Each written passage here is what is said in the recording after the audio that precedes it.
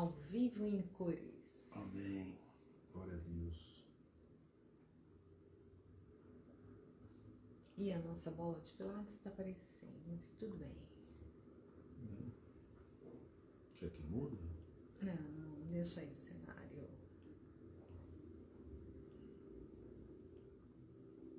Amém. Glória a Deus. Aleluia. Boa noite.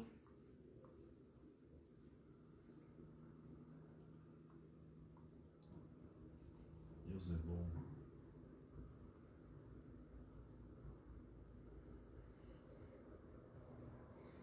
Espero que tenham passado bem da semana passada para essa. Que todos estejam bem. Boa noite a todos aí. Que Deus abençoe a tua vida. Deus abençoe a tua família, a tua casa. Amém, amém. Amém? Que Deus traga a revelação da palavra sobre a tua vida. Em nome de Jesus. Amém? Hoje nós vamos falar sobre Tesouros na família. tesouros na família. Nós vamos falar de tesouros na família. Porque Deus decidiu colocar na família tesouros, né? Amém. Tesouros. E nós falamos na semana passada sobre os acumuladores, né? Isso. Que o diabo mora na casa dos acumuladores. E falamos, né? Não deis lugar ao diabo, não se põe o sol sobre a vossa ira. E isso é muito importante na família, né? Porque a família é um lugar onde às vezes, muitas vezes, a gente fica irado. Mas o que a gente precisa aprender é não se pôr o sol sobre a ira para não acumular. Como nós temos a tendência de juntar as coisas, porque nós consideramos coisas muito importantes, né? Muito sagradas, nós temos essa tendência. Hoje nós vamos falar sobre aquilo que é importante dentro da família, os tesouros de família, né? Os verdadeiros tesouros bíblicos que nós temos que ter dentro da família. Isso é muito importante a gente compreender, né? A Bíblia ensina sobre esses tesouros e nós vamos conversar um pouco sobre isso aqui. Espero que Deus fale conosco. Então vamos orar. Pai, em nome de Jesus. Sim, Paizinho. Nós entregamos esse tempo da ministração da Tua Palavra. Amém, Paizinho. Nas Tuas mãos. Cada pessoa que está nos ouvindo, cada pessoa que está nos assistindo. Amém, em Senhor. qualquer lugar, Pai. Estende a Tua mão. Amém, Pai. Para trazer proteção, para trazer revelação. Que Teu Espírito Santo, Senhor, toque em cada coração. Amém, Pai. Que nós sejamos protegidos da ação demoníaca, do roubo. Amém. E de toda heresia, Senhor. Coloque em nós sabedoria e graça, porque a Tua graça é aquilo que nos basta. Verdade. Imploramos, Pai, a Tua misericórdia e já te agradecemos, Pai, pela Tua palavra, em nome de Jesus, Pai. Amém, Pai. Amém. Amém. Deus é bom. Glória a Deus. Eu vou ler um texto aqui para a gente começar, né? A gente precisa compreender o que são tesouros. Amém. Né? A Bíblia fala sobre isso. Jesus falou assim: não junte tesouros na terra, mas ajuntai tesouros nos céus.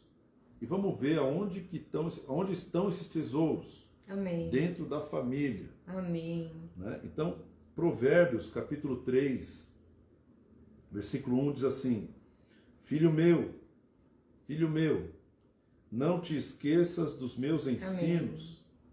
E o teu coração guarde os meus mandamentos. Amém. Porque eles, os ensinos do Pai, aumentarão os teus dias e te acrescentarão anos de vida. Amém. E de paz. Então a primeira coisa que nós estamos enxergando aqui é uma palavra específica de um pai para um filho. Né? Filho meu, né? Filho meu, não te esqueças dos meus ensinos. Ele está falando assim: você precisa memorizar e recordar os meus ensinos. Amém. Você precisa valorizar o ensino que o teu pai está entregando para você. Por quê? Porque se você valorizar o ensino do teu pai, se você valorizar os princípios do Pai Celestial, esses ensinos vão acrescentar anos de vida, né? Aumentarão os teus dias, acrescentarão anos de vida e de paz. Então, eu entendo nesse texto, que é um texto muito tremendo, que um pai, ainda que não esteja vivo no futuro, ele está preparando o seu filho para viver uma longa vida sobre a terra. Amém. Ele não vai ver o filho envelhecer. Porque na natureza, o pai, ele vai antes dos filhos. Por causa da idade, da lei da deterioração. Mas ele está falando, filho, se você tiver os ensinos por tesouros, se Amém. você tiver esses ensinamentos como relíquias, como coisas preciosas sobre a tua vida, esses ensinos, eles vão te dar anos de vida e de paz. Então eu queria fazer um paralelo com aquilo que Jesus falou. Jesus falou assim, não ajunta tesouros sobre a terra, mas ajunta tesouros sobre os céus. Né? Tesouros nos céus. Quando Salomão está falando aqui, ó, filho meu, não te esqueças dos meus mandamentos. Quando você valoriza a revelação que o Pai Celestial te dá, você automaticamente está juntando tesouro no céu. Ninguém pode te roubar. Amém. Ninguém pode tirar aquilo que aquele ensinamento te traz. Ou seja, quando você tem um tesouro na terra, o que a gente percebe, as pessoas que têm tesouro na terra, e quando isso vira uma herança, o pai morreu, a mãe morreu, ao invés dessa herança, que tem um valor aqui na terra, ser um objeto de prazer, um objeto de vida, um objeto de paz, vira um objeto de contenda, de discórdia na família, pessoas se separam, né? Irmãos se separam, por quê? Porque não concordam com a partilha na herança, e isso vira uma confusão. Quer dizer, o que é verdadeiramente um tesouro dentro da nossa família? Será que o tesouro está em bens, em posses? Será que está em uma renda, uma pensão? Né? Filho meu, não te esqueças dos meus ensinos. Por quê? Porque os meus ensinos vão acrescentar vida e paz. Então, nós precisamos romper uma cultura de ajuntar tesouros errados. Materiais, né? Materiais. Porque enquanto esses tesouros forem importantes para nós, vão ser importantes para a próxima geração também. O filho vê o pai e a mãe sempre preocupados com o dinheiro. E o dinheiro é tão importante que tira a paz do pai e tira a paz da mãe. Ou ele é o centro, né, da conversa. Isso. Né? Então tudo gira em torno do dinheiro, da falta. E qual que é o ensinamento aí em relação a isso? É a dependência de Deus. O ensinamento é da importância, né, de dizimar, de ofertar, de dar primícia, porque essa verdade, esse mandamento vai fazer com que nunca falte nada. Vai vir um descanso, um ensinamento de descanso, né, um ensinamento de paz. Quem se preocupa demais não tem longevidade. Está diminuindo os anos de vida. Não é? Exatamente. Então, quer continuar? Não, pode falar. No versículo 3 diz assim, não te desamparem a benignidade e a fidelidade, duas coisas preciosas, benignidade e fidelidade, atas ao teu pescoço e escreve na tábua do teu coração. e acharás graça e boa compreensão diante de Deus e diante dos homens. E é bem interessante, né? Você vai comentar, mas a questão da benignidade, né? Benignidade é pensar o bem. E o maior ruído, né, na comunicação de uma família é porque o diabo lança as setas de maldade, não de benignidade.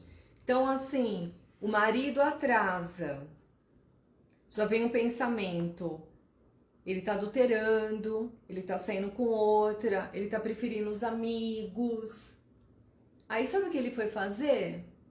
Passar numa floricultura para te levar flores, né? Então, a benignidade é um tesouro importante na família. Sim. É fundamental.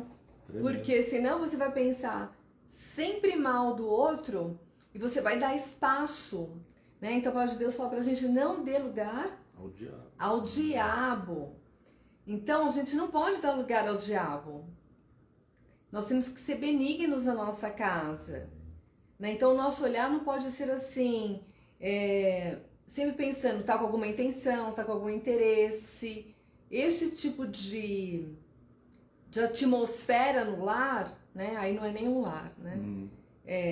Na casa, né? Porque um lar tem benignidade. Na casa, isso é uma contaminação muito ruim. Não é um tesouro a ser explorado. E isso nós temos que ensinar desde criança, as crianças serem benignas. Porque a palavra de Deus fala a questão do julgamento, né? Não julgueis para não ser julgados. E quando a gente tem pensamento benigno, né, a gente não vai julgar. Não. Porque a gente vai achar sempre, né, ter um olhar positivo, um olhar bom sobre a situação. Mas é tremenda essa palavra, hein? A benignidade é algo precioso, precioso. Isso. Você sabe que, você falando sobre isso, né, o clima dentro de casa, né, cada vez que uma pessoa não é benigna, a acusação, ela encontra espaço dentro daquela casa. Porque uma pessoa que é benigna, ela não vai sair acusando, pensando, né, que as pessoas são más. Ela não vai partir desse princípio que, olha, meu marido é mau, minha esposa é má. A tendência deles, né, é fazer o que é ruim, é quebrar uma aliança, é me prejudicar, é me trair, e por aí vai, é explorar o que eu tenho. Pessoas que têm esse tipo de comportamento, eles não têm a benignidade. Isso. E é lógico que o clima dentro de casa fica tão ruim que o marido que está sendo alvo da falta de benignidade, ou a esposa, eles acabam não encontrando espaço para crescer, para se desenvolver. Isso. Por quê? Porque nem a própria pessoa da família, própria esposa ou marido, não acreditam que eles podem produzir algo de bom. Isso. Afeta totalmente a autoestima. Autoestima, é verdade. E é interessante que, assim, qual que é um tesouro aí? Quando tem benignidade, a gente não vai comentar mal, né? Da família, do marido, da esposa. Então, assim, tem pessoas que expõem demais a família. Tem pessoas que expõem demais, né? O marido, a esposa, os filhos. Não tem benignidade. E, assim, a intimidade, a família cresce junto o tempo todo. O tempo inteiro a família está em crescimento.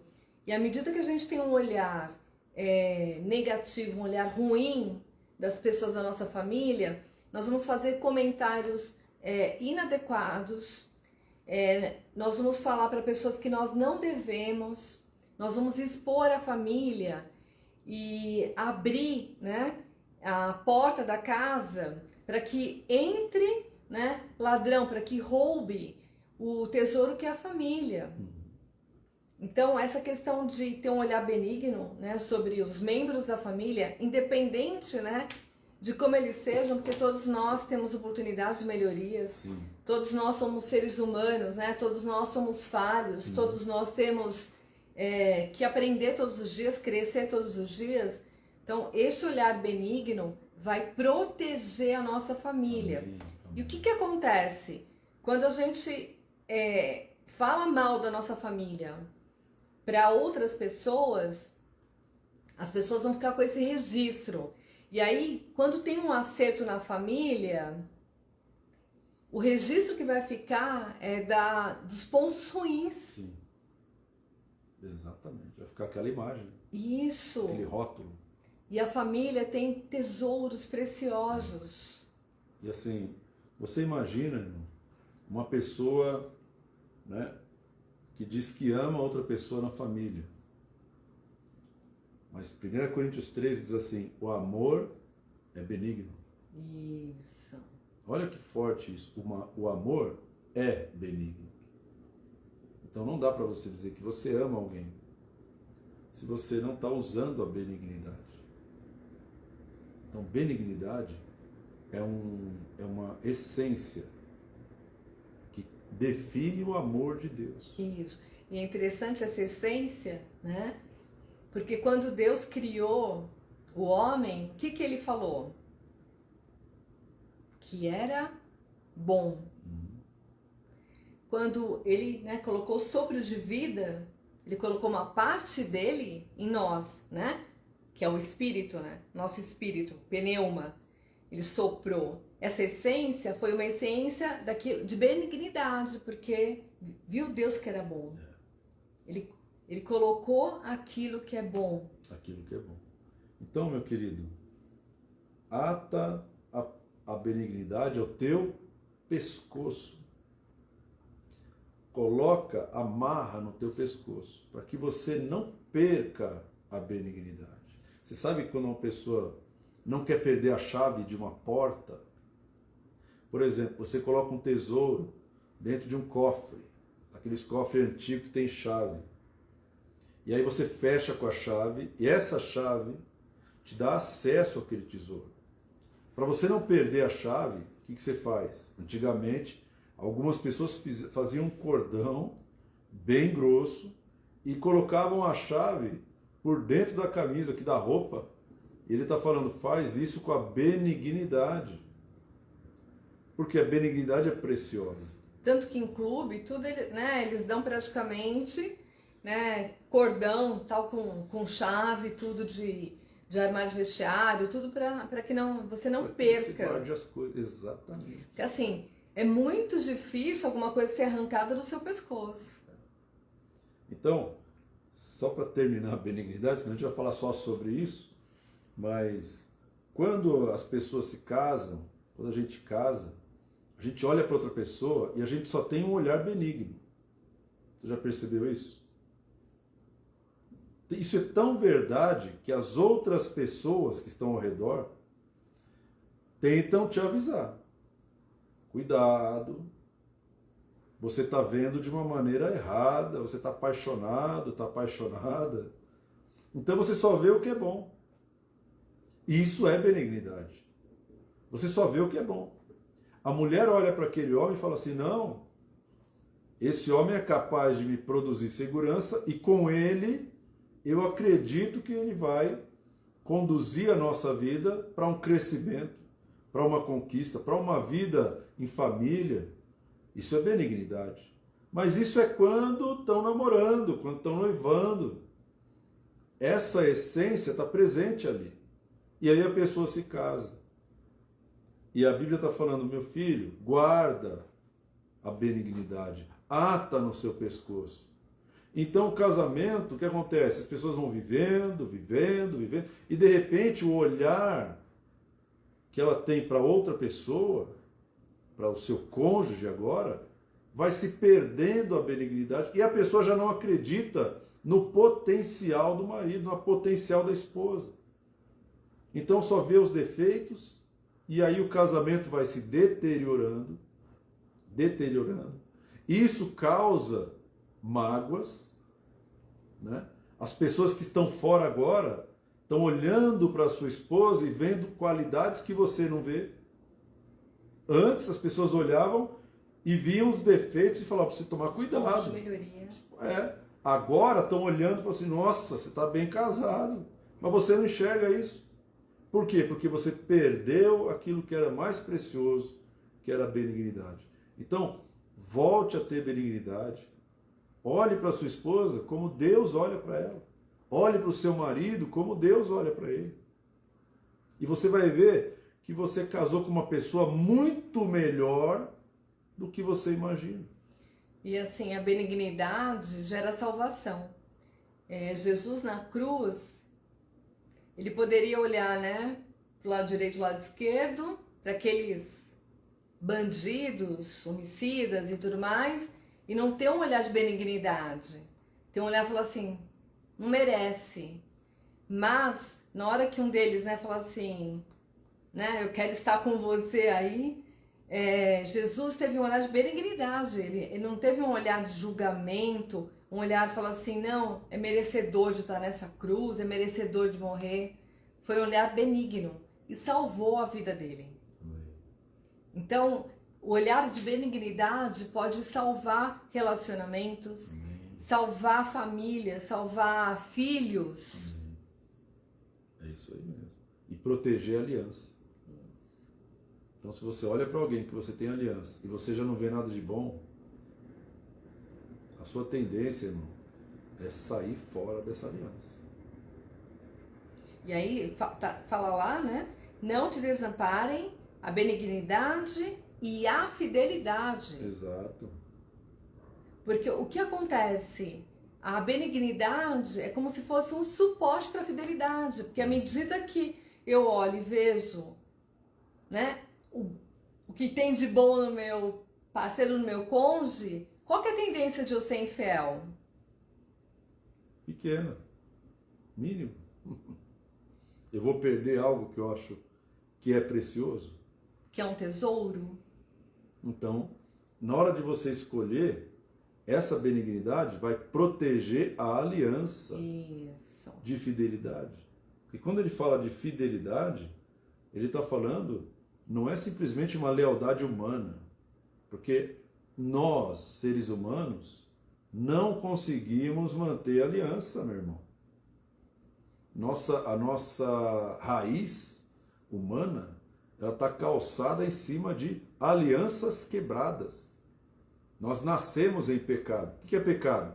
Rompimento de aliança, quebra de aliança. A nossa tendência natural é essa. Agora, quando nós encontramos uma pérola de grande valor e nós vendemos tudo que nós temos, então essa pérola, como diz a parábola, vai ser a única coisa preciosa que nós temos. Que é essa pérola? Essa pedra é o ensino do Pai Celestial. Amém. Filho meu, guarda as minhas palavras, não esqueça dos meus ensinamentos. Então, se você tiver a benignidade e a fidelidade, uma coisa vai proteger a outra. E você vai ser fiel nos seus votos de casamento. Você vai ser fiel com o teu pai, fiel com a tua mãe, fiel com o teu marido, com a tua esposa, fiel com o teu avô, com a tua avó. É a primeira dimensão de fidelidade, é na família. Se uma pessoa é infiel dentro de casa, você acha mesmo que ela vai ser fiel fora de casa? Então, isso é tão verdade que a infidelidade, né, a Bíblia diz assim, se alguém não cuida daqueles que são da sua própria família, é pior que o infiel e negou a fé. Pior que o ímpio, pior que aquele que não crê. Então a pessoa que está fazendo isso, ela está fazendo isso por quê? Porque ela prefere qualquer outra coisa do que a sua própria família, com quem ela tem aliança de sangue. Então a primeira dimensão da fidelidade acontece aonde? Dentro de casa. Se dentro de casa não existe fidelidade, se dentro de casa o marido prefere estar no trabalho do que com a esposa, ele está quebrando essa aliança, porque ele não pertence a ele mesmo, ele pertence à esposa, então ele está sendo infiel. E olha, não precisa nem estar assim, preferir estar no trabalho. Pode ser preferir estar no celular, preferir estar na televisão. E a fidelidade tem a ver com transparência, né? Porque, assim, muitas pessoas na família guardam coisas, não tem espaço, não tem, assim, tranquilidade em compartilhar o que sente. Porque na hora que a gente bota a luz, a gente afasta as trevas. Sim. Então, tem família que guarda coisas, que aí é o que a gente falou na semana passada, acumular tesouros na terra, que vai contaminar. Agora, a benignidade e a fidelidade abre espaço para você falar o que você está sentindo, Sim. o que você está pensando, quais são seus pensamentos. Isso é fidelidade, né? A traição, ela não vem só em atos externos. Exatamente. São atos internos também. Começa lá dentro. À medida que eu não sinto confiança em compartilhar qualquer coisa, guardo qualquer tipo de segredo, isso é infidelidade. Então, a aliança é tudo que é meu é teu, tudo que é teu é meu. Então, olha só como é o primeiro casal. Deus os criou. Deus criou o homem, a sua imagem. A imagem de Deus os criou. Macho e fêmea os criou. Ambos estavam nus e não se envergonhavam da sua nudez. Isso. Então, eles não sentiam vergonha da sua nudez. Por que Deus não fez o homem, colocou roupa no homem, fez a mulher e antes do homem acordar, vestiu a mulher? Por que Deus fez os dois andarem nus? 99% dos animais foram criados por Deus com pelo, com roupa natural. Por que Deus não fez isso com o homem? Porque Deus está falando assim, quando eu abençoar uma aliança de casamento, de família, eu quero que vocês não tenham vergonha de se abrir, de se mostrar e de se revelar um ao outro. É exatamente isso que Deus está falando. Então, quando você casa, você tem que conhecer a pessoa sem nenhum tipo de máscara, sem nenhum tipo de infidelidade com ela mesma. Então, você não casou com uma pessoa mascarada. Quando Deus traz a mulher para o homem, os dois estão nus. E quando eles pecam, a primeira coisa que acontece é que eles veem a nudez um do outro, sentem vergonha da sua própria nudez e se escondem. Pegam folhas de figueira para cobrir a sua nudez. E é onde começa todo o distanciamento, a separação. Entre eles. Foi interessante, eu estou lendo um livro, depois a gente vai até falar em outras semanas sobre ele, mas a nave lá, a Columbia, né, da NASA, que foi desintegrada no ar, ela desintegrou por uma partícula que estava, um fiozinho que estava aberto, uma partículazinha, passa uma linha, e ali entrou calor e desintegrou a nave, né, a aeronave no ar, na atmosfera.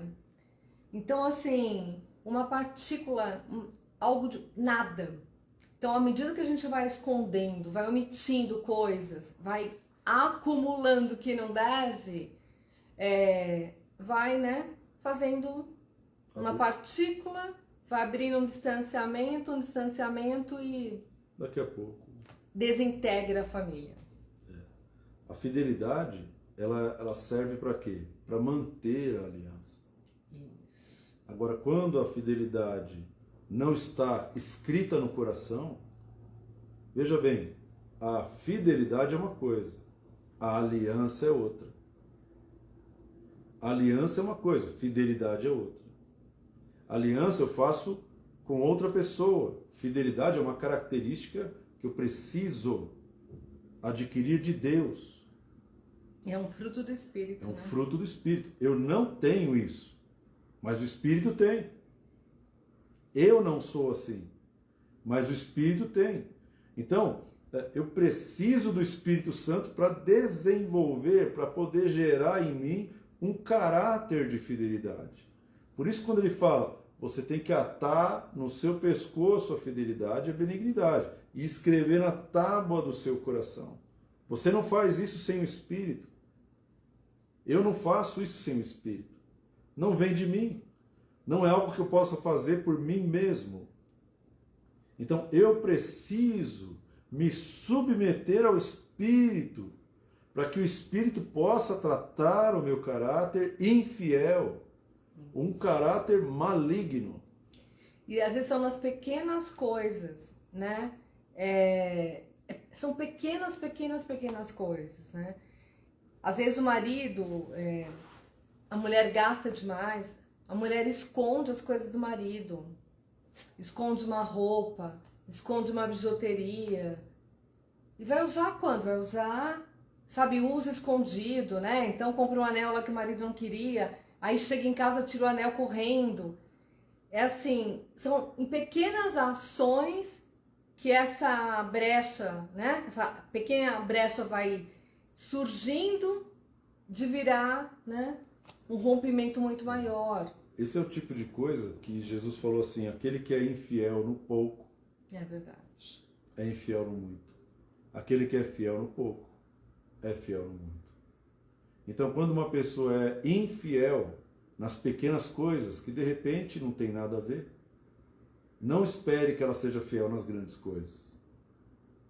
Se a pessoa não consegue ser fiel em pequenas decisões, se ela não consegue manter a fidelidade em pequenas atitudes, né? Ainda que sejam atitudes levianas ou coisas pequenas, nunca confie que essa pessoa vai ser fiel nas grandes decisões. E aí é o momento de você proteger a fidelidade. Porque infidelidade pega. Pega igual catapora. Pega igual piolho. Pega igual cachumba. Pega igual Covid. Pega igual Covid. Brincadeira Pega. sem graça. Se você andar com as pessoas infiéis, no pouco, você vai se tornar infiel. Você faz o caminho contrário do ensino do pai. Filho meu, não esqueça os meus ensinamentos. Então, Deus é o nosso Pai. E Ele quer que você, sendo filho, você não só ouça os seus ensinamentos, mas que você retenha. Isso. Que quando você retém o ensinamento vai transformar você e vai manter você naquela característica divina. Isso é fidelidade. Fidelidade é você manter a sua característica, a imagem e semelhança de um Deus fiel. Que não muda, né? Então, assim, ele é o mesmo ontem, hoje e eternamente. Exatamente. Então, a Bíblia, né, é um manual e todas as características, tudo está escrito aqui. Tudo. Não tem nada que não esteja, né, escrito aqui, é um manual de vida. E aí a gente tem uma tendência, né, da modernização, de as coisas evoluem, mas assim, Deus não muda. Amém. Aí você vê, nós estamos falando de dois tesouros tremendos aqui, dentro da família. Filho meu, ele fala benignidade e fidelidade. No versículo 13 diz assim, feliz o homem que acha sabedoria. Amém. E o homem que adquire conhecimento, porque melhor é o lucro que ela dá do que o da prata, melhor a sua renda do que o ouro mais fino, mais preciosa é do que as pérolas, e tudo o que se pode desejar não é comparável a ela. O alongar-se da vida está na sua mão direita, e na sua esquerda riquezas e honra. Os seus caminhos são caminhos deliciosos, e todas as suas veredas são paz. É árvore da vida para os que alcançam, e felizes são todos os que a retêm. Ele está falando do quê? Ele está falando de sabedoria e de conhecimento. Amém. Feliz o homem que acha sabedoria. E aí eu vou te falar uma coisa, meu irmão. Estamos falando agora de 2 tesouros que precisam habitar dentro da nossa família, dentro da nossa casa. Mais 2. Mais 2.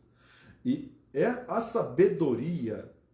A sabedoria vem de Deus. Amém. A Bíblia fala de 2 tipos de sabedoria. Sabedoria terrena e sabedoria divina.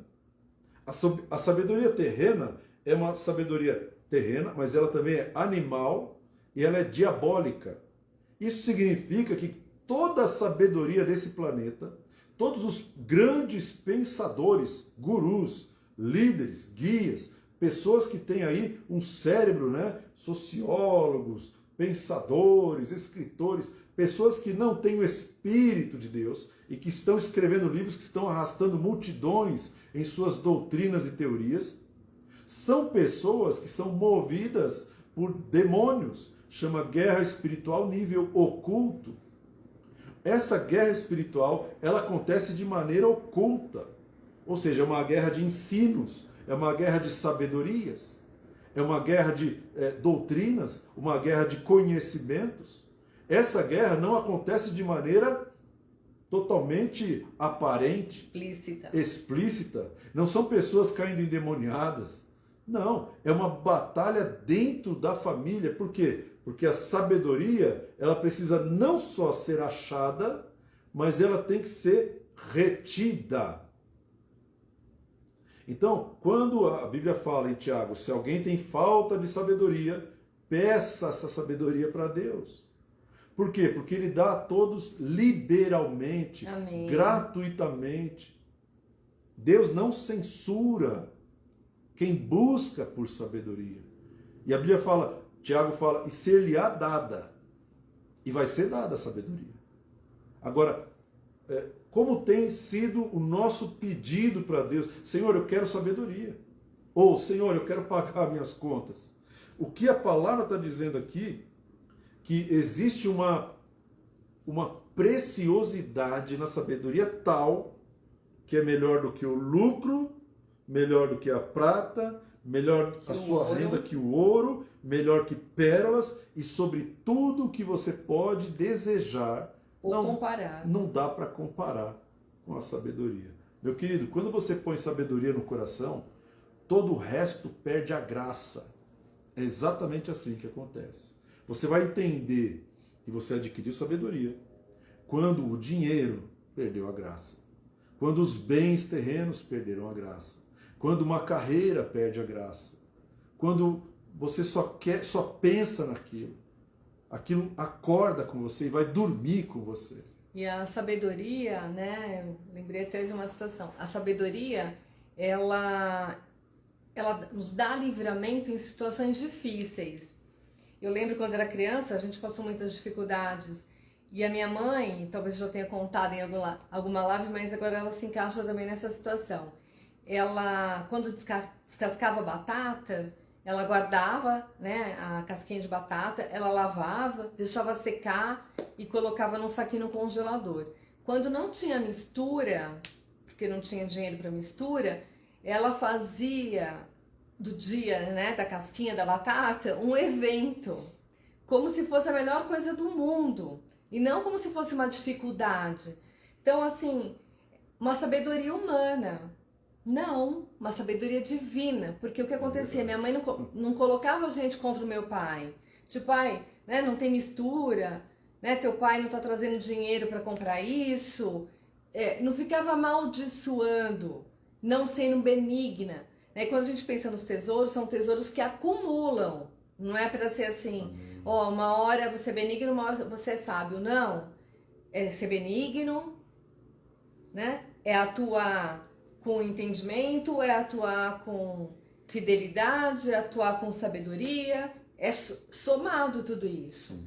Então, assim, essa questão da sabedoria, só quando eu cresci, minha mãe falava, se lembra, né, o evento da casquinha da batata, que era bem torradinha, fica bem gostosa, então, porque não tinha mistura, tal, mas contou como uma coisa assim, vamos recordar o passado, e não como uma coisa ruim. Isso é sabedoria vinda de Deus. valorizar todas as coisas. Aí você percebe, dentro da família, esse tesouro. Uma geração que valorizava a sabedoria, uma geração que vivia essa sabedoria, passando para a próxima geração e criando na próxima geração um comportamento sábio, uma atitude sábia. Então, essa sabedoria que Deus entregou para a família. Isso. Por isso, Deuteronômio capítulo 6 diz assim: essas palavras que hoje eu te ordeno, tu as inculcarás aos teus filhos, e você falarás dela, deitando, levantando, andando. Você vai colocar ela por sinal na sua testa, e vai colocar nos umbrais das suas portas e das suas janelas. Você vai fazer com que a sua casa ela seja totalmente protegida e guardada por essas palavras que eu estou te ordenando. Obrigado.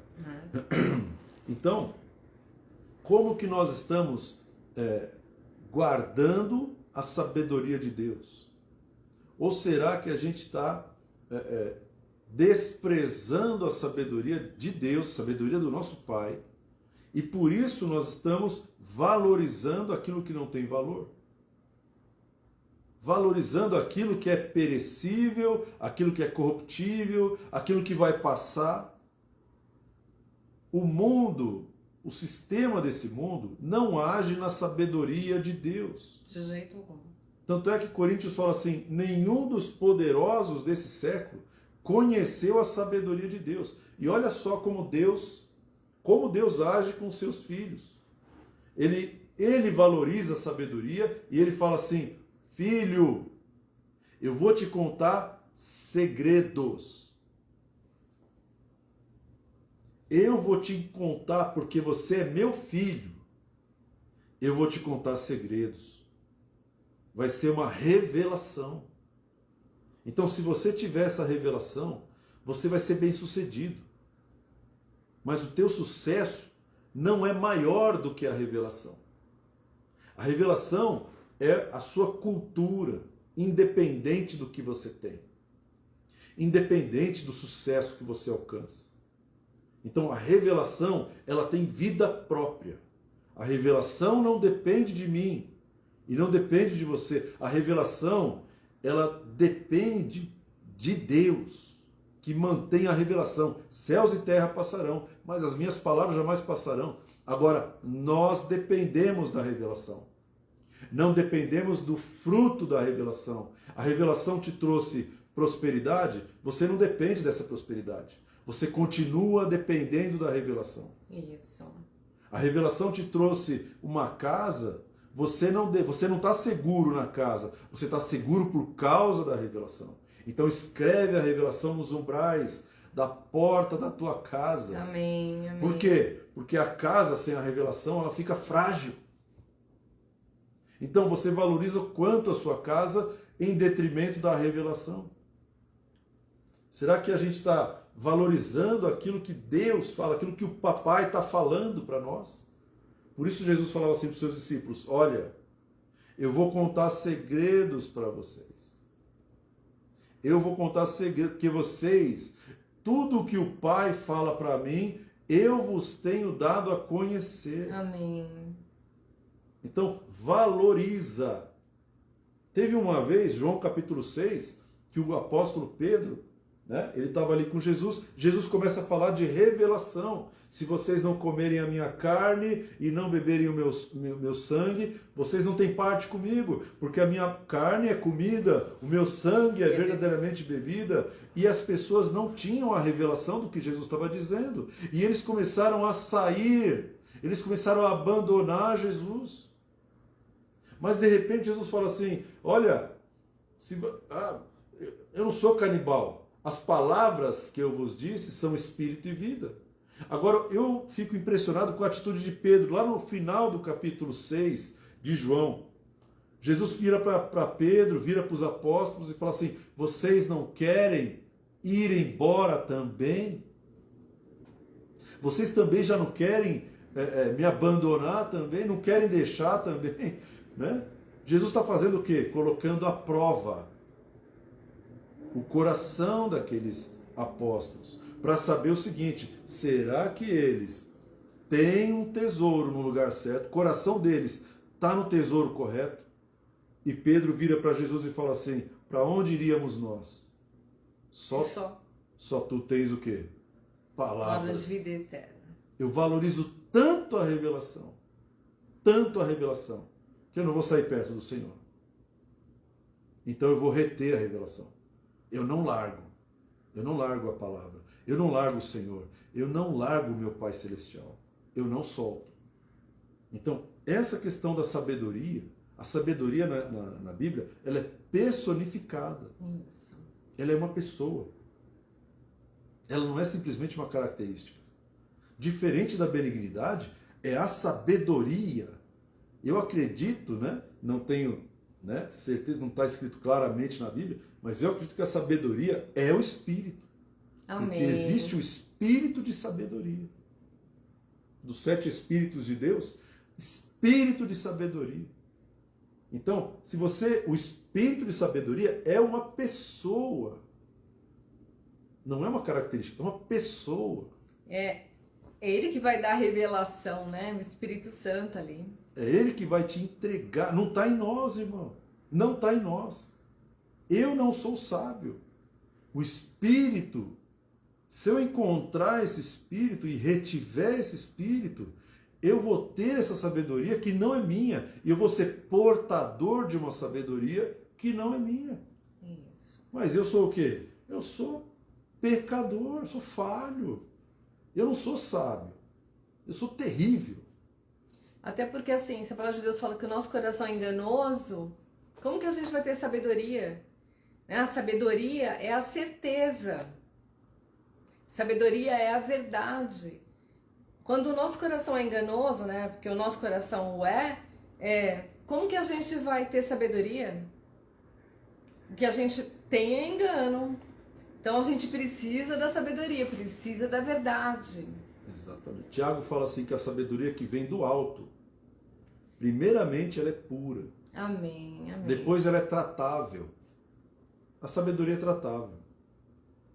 Depois ela é cheia de bons frutos. Está lá em Tiago. Cheia de misericórdia. Então a sabedoria que vem do alto, ela se revela dessa maneira. O Espírito que está sobre a sua vida, ele tem que se revelar na hora que precisa de misericórdia, de pureza. E qual que é a palavra humana, entre aspas, né, para sabedoria? É estratégia. Então, em momentos de dificuldade, quando a gente, né, busca a sabedoria, vai vir uma estratégia para você lidar com dificuldades, lidar com conflitos, Sim. lidar com situações. Quando a gente descobriu, né, quando o Renato passou pela enfermidade do câncer no rim, Deus me deu uma estratégia de colocar bilhetinhos na geladeira, decretando palavras, né? Nessa casa nós temos fé, nessa casa nós cremos no milagre, sabe? Foi a estratégia de trazer a presença, trazer a palavra, a materialização da palavra, para que, né, onde a gente olhasse ali, a gente ia ver para encher os nossos corações. Amém. E foi um momento que eu só lia palavras de fé. Eu fiz um devocional só de fé. Fé, não queria ler outra coisa. Fé. É uma estratégia. Então, assim, a gente tem, né, vários direcionamentos para você ler a Bíblia, né? Começa o ano, tem lá um devocional para você ler a Bíblia o ano inteiro. É bacana, lógico, você lê a Bíblia toda, mas a palavra, ela é viva, ela é eficaz. Então, o que eu preciso no momento? Então, quando às vezes eu não estou bem, eu leio Provérbios para poder edificar minha fé, leio os Salmos. Então, assim, é uma sabedoria, uma estratégia. A sabedoria, ela dá estratégia para a gente poder vencer situações. Para a gente poder se portar Isso. diante das situações. Olha só o que diz Provérbios. Provérbios tem um texto em Provérbios que diz assim: até o tolo, quando se cala, é tido por sábio. Até o tolo, quando ele está de boca fechada, ele é tido por sábio. Esse provérbio, eu aprendi ele muito cedo. Por quê? Porque um tolo precisa se calar se não quiser perder o emprego. Então eu ia para reuniões e eu ficava afetado com o que estava sendo dito ali, e Deus me trazia esse texto toda hora na cabeça: até o tolo, quando se cala, é tido por sábio. Então tem hora, meu irmão, que você precisa se calar. Por quê? Se você não está sendo sábio dentro de você, não espere que da sua boca saiam palavras de sabedoria. Então, fecha a boca. Até porque a boca fala. Porque o coração está cheio. Então, espera passar aquele momento. É mais sábio você fechar, né? Aí, fechar a boca do que você revelar a sua tolice diante dos homens.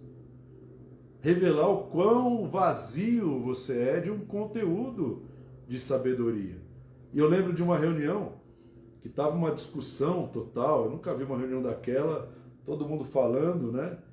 Tinha gente gritando, se ofendendo, e eu não conseguia, todo mundo batendo no outro, eu não conseguia bater em ninguém. E aí eu ficava afetado, aquilo começou a me agitar, né? Eu sou colérico, então já fiquei irado. Mas eu fiquei quieto, não sei porquê, acho que Deus colocou um zíper na minha boca. E aí uma hora o diretor falou assim: ô gente, só um minuto, quero falar uma coisa. Eu queria que vocês prestassem atenção no Renato. Olha só, ele não está falando nada. Olha só, sigam o exemplo dele. Ele está usando o quê? Está usando sabedoria. O ímpio falando isso para mim. E eu com aquela cara de sábio querendo também arrebentar com todo mundo. E assim.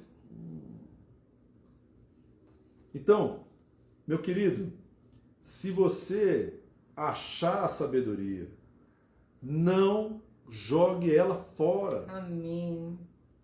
Não se prejudique. Muita gente perde emprego, perde oportunidade por falta de sabedoria. Falta de sabedoria dá prejuízo. E se você guardar a sabedoria, vai acontecer com você o que aconteceu com José no Egito. O faraó virou para o José e perguntou para os sábios. E falou assim: aonde nós acharíamos um homem com tanta sabedoria? Aonde nós acharíamos um homem que tem o espírito dos deuses? E ele colocou o anel na mão de José. Colocou o anel e falou assim: você manda, você comanda. Ele não estava falando para o José comandar, de maneira alguma. Ele não deu autoridade para José. Ele colocou o Egito debaixo de uma sabedoria e não de um homem. Grava bem o que eu estou falando. Amém. Ele colocou o Egito debaixo do espírito de sabedoria. Ele reconheceu o espírito de sabedoria, não sabia nomear esse espírito e falou: aonde encontraríamos um homem que tem o espírito dos deuses? Ele viu, enxergou com a revelação de José sobre os 7 anos de vacas magras e vacas gordas. Ele viu no conselho de José a sabedoria de Deus. E ele falou assim: eu preciso colocar a minha nação debaixo da sabedoria e não debaixo do homem. Não, e é tão sensacional que assim, na hora que José reencontra a família, né, que eles nem reconheceram José, só foi pura sabedoria a forma como José lidou. Porque assim, a alma dele estava gritando, né? Qualquer outra pessoa com sabedoria humana, assim, ia querer destruir os irmãos por tudo que fizeram com ele. Vingança.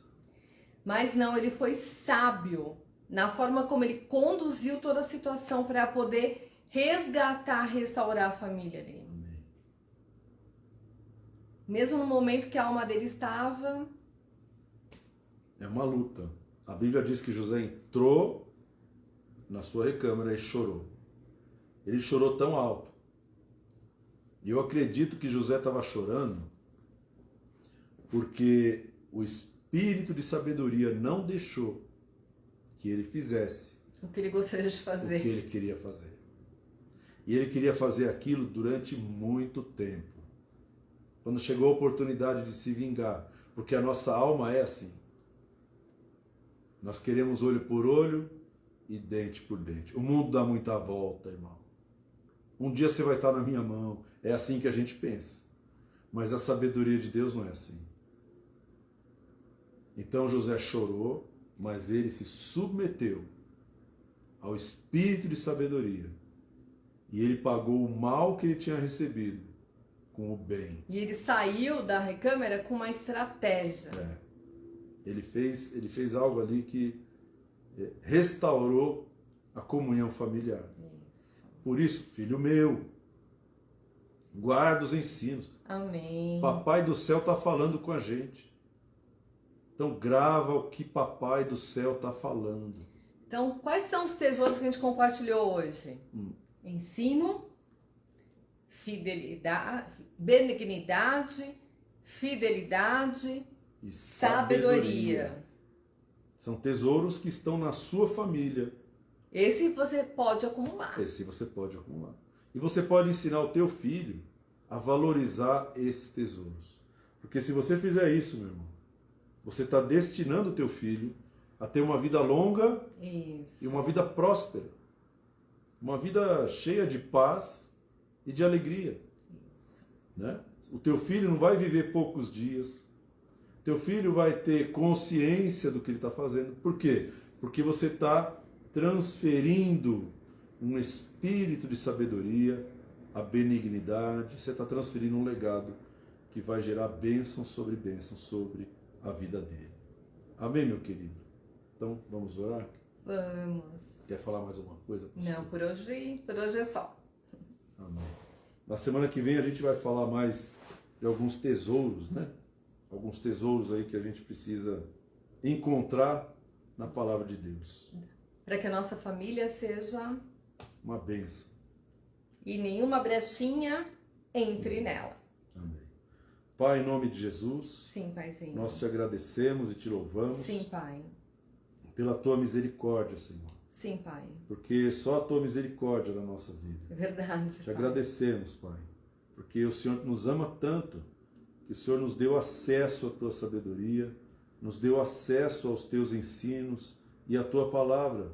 O Senhor nos ama tanto, Pai, Sim, que Pai. o Senhor continua sendo benigno conosco. Amém, Senhor. Ainda que nós não mereçamos, a tua graça, Senhor, está constantemente sobre a nossa vida. Amém, Pai. Pai, nos ensina a agir com sabedoria, que o teu Amém. Espírito, ele se mova na nossa vida, na nossa família, Amém, no Senhor. nosso casamento, no relacionamento com os nossos pais, os nossos filhos, com os nossos irmãos, Amém, irmãs. Pai. Que a tua unção, Pai, quebre todo jugo de separação. Sim, Em Pai. nome de Jesus, Pai. Não permita que nós nos desviemos da tua sabedoria por nada e nem por ninguém, Senhor. Amém, Senhor. Em nome de Jesus. Pai, fala conosco. Conduza a nossa vida nas tuas palavras, nos teus caminhos e abençoa, Pai, cada um de nós, em nome de Jesus. Amém. Amém. Amém. Amém, meu querido. Glória a Deus. Que Deus abençoe a tua vida, que Deus te guarde, que Deus faça resplandecer o seu rosto sobre ti, que Ele tenha misericórdia de ti e que Ele te dê a paz. Amém? Fica na paz. Semana que vem a gente volta com mais um bate-papo aqui para conversar. Deus abençoe. Um beijo.